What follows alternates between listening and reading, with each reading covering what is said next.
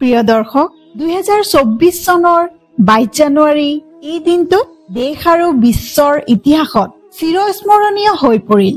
500 বছৰ দীঘলীয়া অপেক্ষাৰ অন্তত ৰাম মন্দিৰ স্থাপন কৰা হ'ল আৰু প্ৰভু শ্ৰীৰাম তেওঁৰ দৰবাৰত বহিল। কিন্তু এতিয়া সকলোৰে মনত এটা ডাঙৰ প্ৰশ্ন উদয় হৈছে যে কিয় প্ৰভু শ্ৰীৰামৰ মূৰ্তিটো ক'লা ৰঙেৰে নিৰ্মাণ কৰা হ'ল।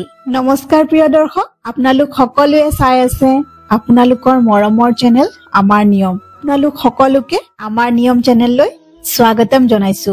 আজি মই এই ভিডিঅ'ত প্ৰভু শ্ৰীৰামৰ মূৰ্তিটো কিয় ক'লা ৰঙেৰে নিৰ্মাণ কৰা হৈছে ইয়াৰ আঁৰত থকা সকলো ৰহস্যৰ কথা এই ভিডিঅ'ৰ জৰিয়তে আপোনালোকক জনাবলৈ চেষ্টা কৰিম। লগতে প্ৰভু শ্ৰীৰামৰ এই মূৰ্তিটোৰ লগত জড়িত কিছুমান গুৰুত্বপূৰ্ণ তথ্য দাঙি ধৰিম। গতিকে আপোনালোকে এই ভিডিঅ'টো গুৰুত্ব সহকাৰে শেষলৈকে চাই থাকক। ৰাম মন্দিৰৰ অভিষেকৰ বাবে দেশৰ লগতে বিশ্বত মহান অনুষ্ঠানৰ আয়োজন কৰা হ'ল। অযোধ্যাৰ পৰা ৰামেশ্বৰলৈ, কেদাৰনাথৰ পৰা দ্বাৰকালৈ প্ৰভু শ্ৰীৰামজীৰ আগমনক ৰাইজে উৎফুল্লিত হৈ আদৰণি জনাইছে। গাঁৱৰ ৰাজপথৰ পৰা চহৰৰ চৌহদলৈকে দীপৰ পোহৰত গুঞ্জৰিত হৈ পৰিল। এতিয়া আটাইতকৈ ডাঙৰ প্ৰশ্নটো হৈছে যে প্ৰভু শ্ৰীৰামৰ মূৰ্তি ক'লা ৰঙেৰে কিয় নিৰ্মাণ কৰা হ'ল। তেনেহলে আহকচোন ইয়াৰ আঁৰৰ ৰহস্যটো আমি জানিবলৈ চেষ্টা কৰো। প্ৰিয় দৰ্শক, প্ৰভু শ্ৰীৰাম আৰু শ্ৰীকৃষ্ণৰ ৰং ক'লা বুলি বিশ্বাস কৰা হয়।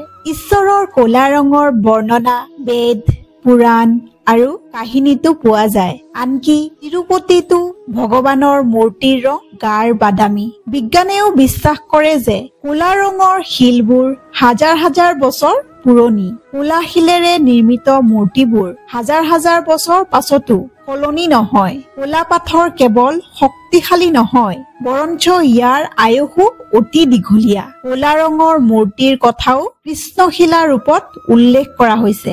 ভক্তসকলে প্ৰায়ে পূজাৰ সময়ত এই মূৰ্তিক পূজা কৰে। পূজাৰ সময়ত ভক্তসকলে প্ৰায়ে মূৰ্তিটোত অক্ষত, ৰলি, চন্দন আদি প্ৰয়োগ কৰে। ভক্তসকলেও ঈশ্বৰৰ মূৰ্তিত গাখীৰেৰে অভিষেক কৰে। কৃষ্ণশিলাৰ বিশেষত্ব হ'ল ই নিজৰ গুণ বজাই ৰাখে আৰু ৰলি, চন্দন, গাখীৰ আদি ৰাসায়নিক পদাৰ্থৰ দ্বাৰাও কোনো ক্ষতি নহয়। ধৰ্মৰ জ্ঞানী লোকসকল আৰু মন্দিৰত ঈশ্বৰৰ সেৱা কৰা পুৰোহিতসকলেও ক'লা ৰঙক শুভ বুলি গণ্য কৰে। আনহাতে কিছু সংখ্যক পুৰোহিতৰ মতে যি ক'লা শিলৰ পৰা ভগৱান শ্ৰীৰামৰ মূৰ্তি নিৰ্মাণ কৰা হৈছে তাত ঈশ্বৰৰ 24টা অৱতাৰৰ কথা বৰ্ণনা আছে। ক'লা ৰঙৰ মানুহ এজন শ্ৰীৰামৰ মূৰ্তিৰ সন্মুখলৈ যোৱাৰ লগে লগে সকলো নেতিবাচক নোহোৱা হৈ যায়। কেৱল কৃষ্ণশিলাক দেখি ধনাত্মক শক্তিৰ প্ৰভাৱ আৰম্ভ হয়।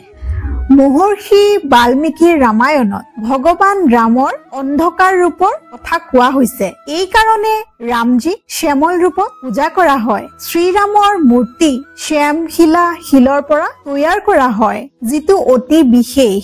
এই ক'লা শিলৰ বয়স হাজাৰ হাজাৰ বছৰ পুৰণি।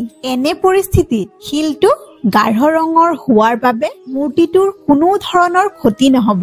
হাজাৰ হাজাৰ বছৰ ধৰি মূৰ্তিটো একে অৱস্থাতে থাকিব।